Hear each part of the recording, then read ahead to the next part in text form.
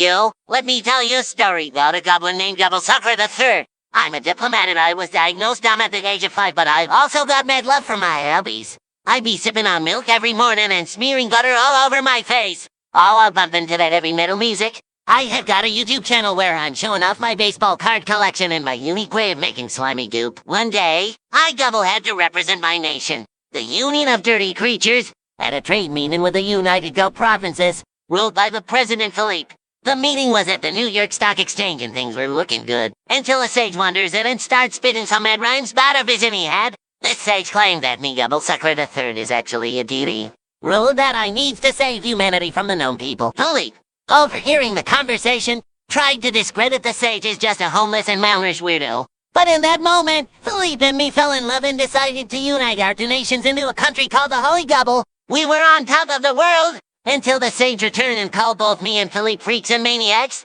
I told this motherfucker to think twice. But then the sage said he was gonna come back and eat all the tiny pebbles from our country. This dude be a real bitch. But me being Sukkler the Third, I clapped back, calling the sage an old fuck and making him cry and beg for forgiveness. I went in to give the sage a hug, but the dude smelled like garbage and I got sick from the smell and shit my pants. It could have been worse, I guess, but this sparked an international conflict over whether or not smelling it should be required by law. Philippe and I led the worldwide movement we called the Non-Stinkies.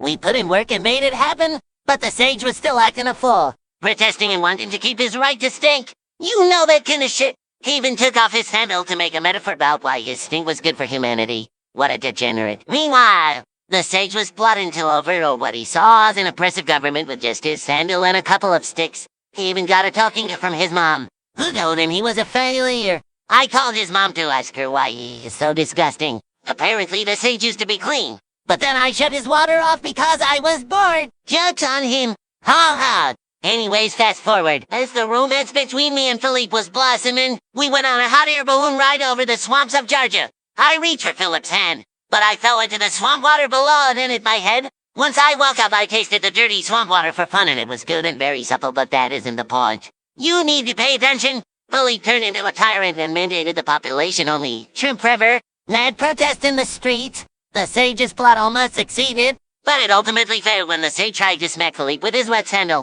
But it slipped from his hand and made a mushy sound which then caused a fistfight between him and some peeps. Philippe became the uncontested king. I crawled out of the swamp covered in moss, demanding that Philippe change the law back to eating only milk and butter. I proclaimed that Philippe had changed from the man I fell in love with in the first place. He was wearing his crown and was in his robe. Oh, nice cake. But after I cried and complained for 10 hours straight, at last the demand was met and the world united to a common goal of pushing the land together in the shape of a pig, creating a happy ending for all. So there you have it, a story about love, power, and the fight against stank. All wrapped up in one. Peace out.